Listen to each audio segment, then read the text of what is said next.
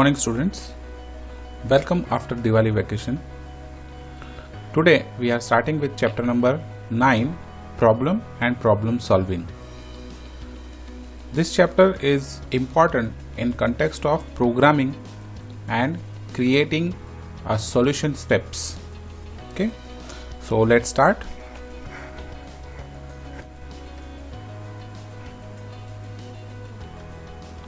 What is problem? Problem can be any logical or mental query that is to be solved in a systematic way. Problem solving can be mental or machine, that is any systematic procedure or process that leads to the desired outcome required by the user. Problems can be classified into two types: well-defined problems and ill-defined problems. Now, what is problem? Now, any kind of query that is you need to solve, or for that you need to give answer, is a problem, right? Now, suppose you are asked to solve some mathematical question, right? You are having certain steps, you are having certain method to solve it. Same way, suppose you are asked to search certain item in your house. So for that you are not having any kind of systematic method or systematic solution steps to search that particular item, right? Based on that, we have classified the problems into two types. First is well-defined. Well-defined problem means for which we are having a systematic solution, systematic methods to find the solution. And ill-defined means we are not having any particular method to solve that problem. We are having certain steps to solve that problem, but they are not particular for that particular problem, right? So problems can be classified into two types: well-defined, that means we are having certain logical steps to solve that problem, and ill-defined means we can find the solution in a random way. Well-defined problems and computer. How we can solve, how we can deal with a well-defined problem using computer. Well-defined problems have clear goals, and hence we can clearly define solution steps. It is fact that computers solve well-defined problems only, and therefore we will discuss only well-defined problems here. In the field of computer, solution of a given problem is a sequence of instructions given to the computer.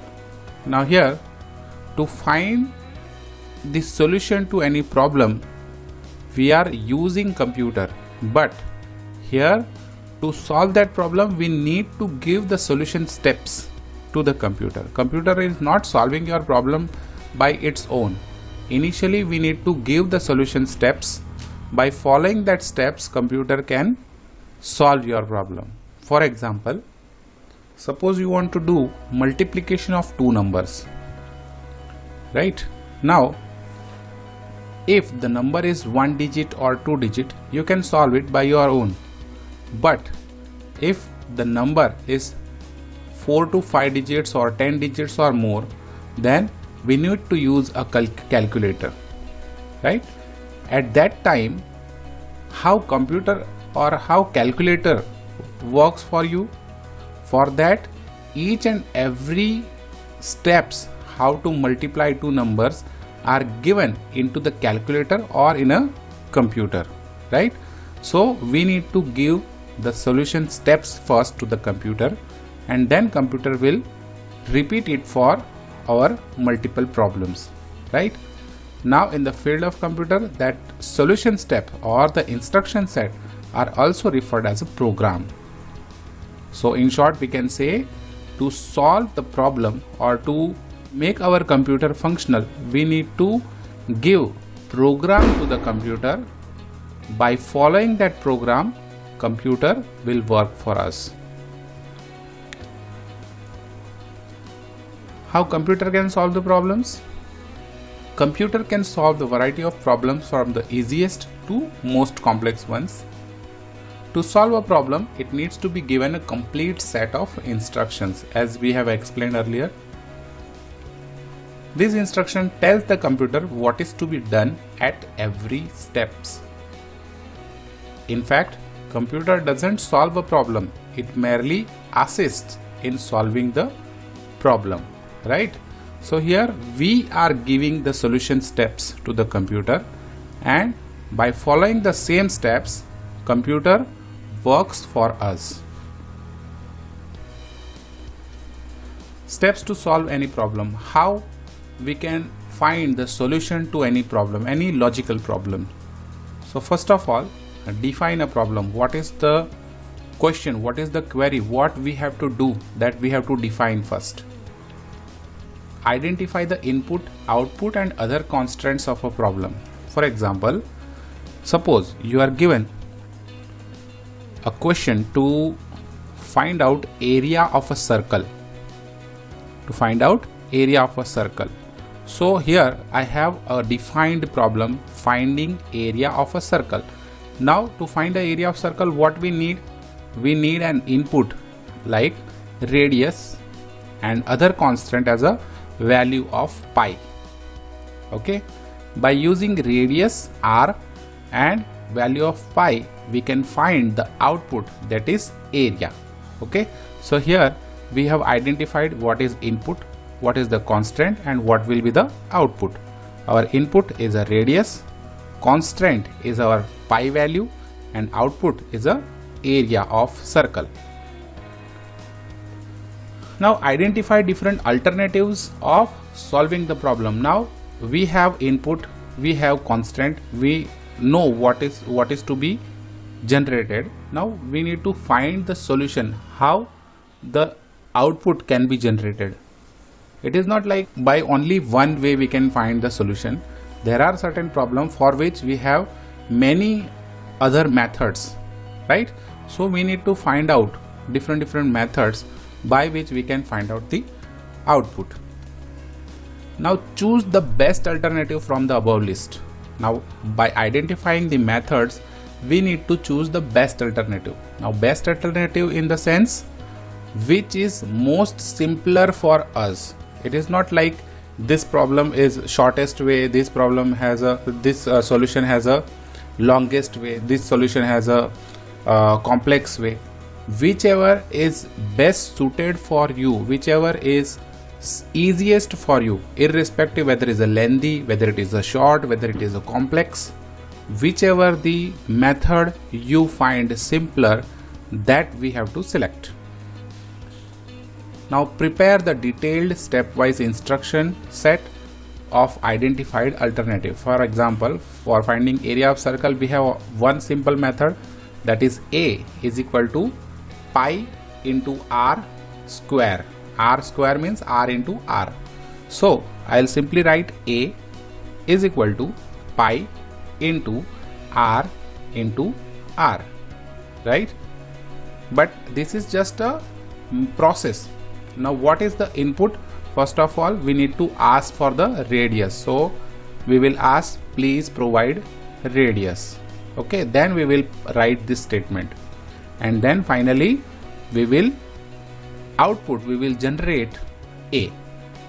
Okay, first of all, input r, process A, that is equal to pi into r into r. Now this A is generated, but it is not given. So we will next in a step, we will output A. So this is how our detailed instruction set will be created. First, input R. Second, process A, that is equal to pi into R into R. And third step, output A. Okay. Now compute the result using instruction set. And the last step is a check the correctness of the answer obtained. It is not always necessary that whatever the steps you have followed is a correct method and every time it is giving the correct answer. So first of all, we need to check our answer for 1 or 2 times, and then we will finalize this instruction set as a program. Techniques to obtain the generalized solution to any problem. There are certain techniques by which we can define solution steps to any problem. The generalized solution to any problem can be obtained using three different techniques mentioned below. First is a pseudocode, second is a flowchart, and third is algorithm. Pseudocode refers to the simulated, that is referencing or generalized solution steps to any problem. Now suppose you are standing near Lal Bagh Bridge and someone asks you to reach to ONGC gate. So how you will answer? You will simply answer, from here you go to Shreya School, then take left and reach to Bhavan Circle, then again take left and reach to Dairy Circle. Okay, then again go forward and reach to the ONGC gate. Now here you have mentioned the correct steps, but you have not mentioned the precise way, means how many meters you have to walk, then how many meters from Shreya School to Bhavan Circle, then how many meters or kilometers from Bhavans to ONGC gate, right? So here we have given the generalized step how to do it, but we have not any precise measures for that. That kind of solution is a pseudocode. Next is a flowchart. A flowchart is a technique in which we use pictorial representation of every action that we perform within the machine process that solves a problem. A set of symbols showing different actions are used to represent a flowchart. Now here this is the second method to show the solution steps. Now here in a flowchart we are using pictorial represented. We are using set of symbols that are representing certain actions. Okay, the symbols are also called components of a flowchart. We have unique symbol corresponding to each action within a process. Now here we will learn how we will create a flowchart, what are the symbols we are using, what is the use of particular symbol. Components of a flowchart. Some commonly used component and its associated symbols are as follows. Start and end. The start and end components are used to represent beginning and end of the flowchart. The symbol is called terminal symbol. It is represented using oval shape, means start and end of a flowchart is represented using oval shape. This is a start and this is the end. This symbol is used twice in a flowchart, means every flowchart will have two symbols. First oval shape is a start and next oval shape is a end. In between start and end we are having input, process, output, then decision structure, whatever the logic we need to solve the problem, that will be added in between start and end. Input or output. Every process needs an input.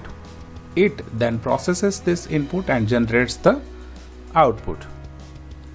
The input and output in a flowchart is represented using parallelogram. Start and end represented using oval shape. Input output represented using parallelogram. So you can see here input and then it reaches to process. Same way output and then it reaches to end. Next is arrow. You have observed for every component I have added arrow. An arrow is used to show the sequence of actions that are to be performed, in which direction our process is followed, our solution steps are followed, that is represented by arrow. It is generally starts at one symbol and ends at another symbol. There will be one arrow coming into the symbol and one arrow going out from the symbol. So here you can see the input and process, here output and end. You can see the arrow over here.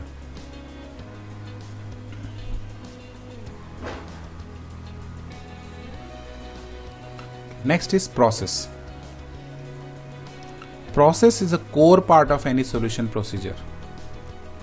It is a sequence of action. We start the program, we start the solution steps, then we provide input. Now using that input, we process the data. After the processing, we generate the output and we end the process. To represent a process, we use rectangle symbol. For start and end, we use oval shape. For input and output, we use parallelogram. For process, we use rectangle symbol. Right? Normally, a process in a computer is either arithmetic or logical operation. Now, process can be of two types. That is, arithmetic means we have simple numeric calculations, or logical means we are having a decision structure. If this condition gets true, what to do, and if this condition gets false, then what to do. Right? So, process is of two types, arithmetic process and logical process. The arithmetic operations means addition, subtraction, multiplication, division, etc. Logical operations or logical process generally helps in decision making. When used, it answers in the form of true or false. Okay, that's all for today. Remaining part we will see in next session. So for today, we have learned chapter number 9 till flowchart processing. In the next part, we will see decision structure, connectors and algorithm. Okay. Now for your homework, you will read all these things from your textbook and refer all the flowcharts given in your textbook. 2 to 3 flowcharts are given and try to understand it. Okay. Thank you.